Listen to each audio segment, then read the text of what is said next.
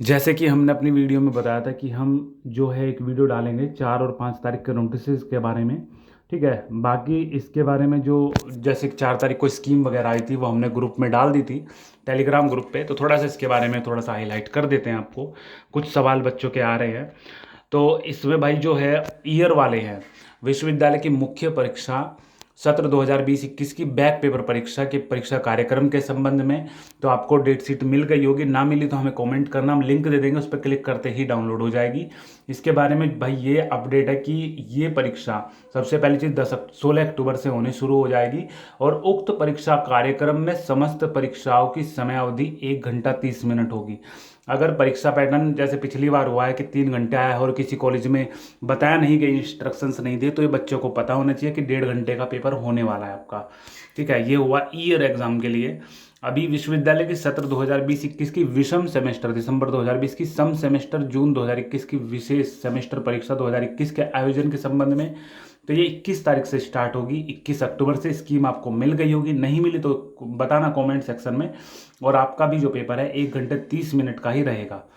इसके अलावा विश्वविद्यालय से संबद्ध महाविद्यालय संस्थानों विश्वविद्यालय परिसर में वार्षिक सेमेस्टर प्रणाली के अध्ययनरत ऐसे विद्यार्थी जिनके विश्वविद्यालय नियमानुसार उपाधि पूर्ण करने की अवधि समाप्त होने के उपरांत अधिकतम 3 से 6 वर्ष काल बाधित हो चुके हैं, ऐसे विद्यार्थियों के संबंध में विश्वविद्यालय परीक्षा समिति की आपात बैठक दिनांक 25 सितंबर की मध्य संख्या 2 से लिए गए संकल्प में विशेष परिस्थितियों में निर्णय लिया गया। ये चीज़ हमने जब उस दिन रीट का एग्ज़ाम देने गए थे राजस्थान, वहाँ से हमने वीडियो बनाई थी ये एक इसी नोटिस के बारे में। तो ऐसा है कि जब 3 साल आपके हो जाते हैं, डिग्री पूरी नहीं करते आप, मान लो पढ़ाई बीच में छोड़ देते हैं, तो यूनिवर्सिटी से फिर बोला जाता है अगर आप दोबारा से करना चाहते हो कि भाई दोबारा दोबारा एडमिशन लो, दोबारा सब कुछ होगा।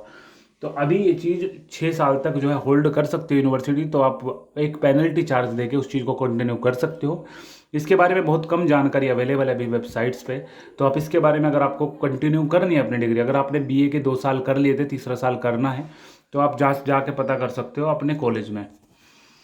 एतद द्वारा सूचित किया जाता है कि विश्वविद्यालय की बीए द्वितीय वर्ष 2020-21 सत्र 2019-21 की लिखित परीक्षा दिनांक 11 अगस्त 2021 को समाप्त हो चुकी है। उक्त लिखित परीक्षा से पूर्व ही आंतरिक परीक्षाओं के ऑनलाइन अंक विश्वविद्यालय के पोर्टल पर अपलोड किए जाने थे, जो कि कुछ कॉलेजों ने नहीं किए।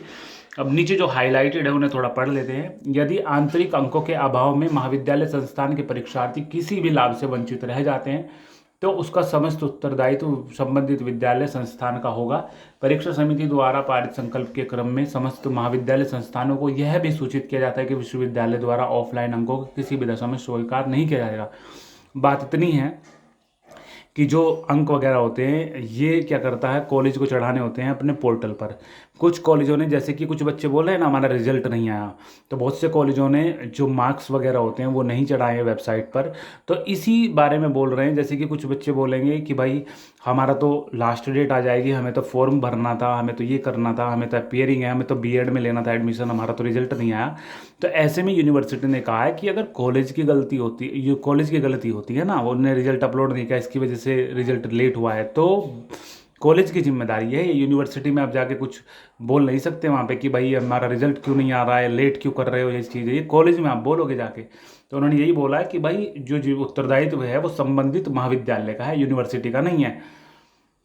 प्रोफेसर पी के शर्मा, तो इसमें बताया विश्वविद्यालय परिसर में संचालित फ्रेंच और रशियन लैंग्वेज कोर्स की परीक्षा विभाग अध्यक्ष की संस्तुति के आधार पर नियमानुसार आयोजित कराने का निर्णय लिया गया है। तो स्केड्यूल है उनका ये।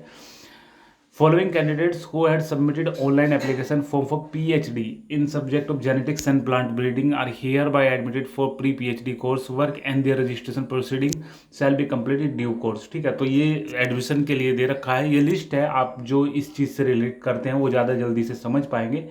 ठीक है, आप पढ़ लेना, अगर आपको ज़रूरत हो नोटिस हम डाल देंगे नीचे डिस्क्रिप्शन में अगर आप कहोगे तो।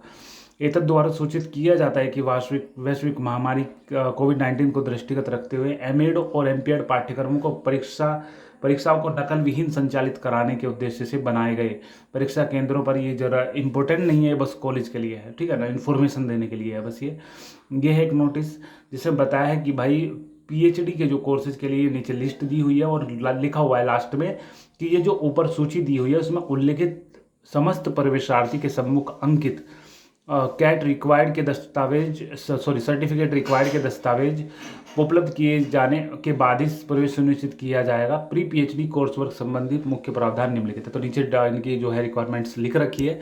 तो ये वीडियो थी, इसमें 4, 5 और 6 तारीख के जो इम्पोर्टेंट नोटिस हैं वो सारे कवर हो गए। वैसे हमारे टेलीग्राम पे भी डाल रखे हैं और बाकी हमने वीडियो के माध्यम से भी बता दिया जो आपके काम का हो, ठीक है ना। आप टाइम वगैरह भी कुछ बच्चे पूछ रहे थे, तो टाइम वगैरह के लिए हमने बता दिया आपको कि 1 घंटे 30 मिनट का रहेगा। अगर कॉलेज से इंस्ट्रक्शंस नहीं आपको मिलते हैं तो आप ध्यान रखना इस चीज़ को, ठीक है। अगर कोई भी तारीख की ज़रूरी अपडेट हुई तो आपको साथ के साथ बताया जाएगा, ठीक है। तो भाई वीडियो के डिस्क्रिप्शन में टेलीग्राम ग्रुप के लिंक है, ज्वाइन कर लेना, जिससे जल्दी से आपको सारी अपडेट मिलती रहे।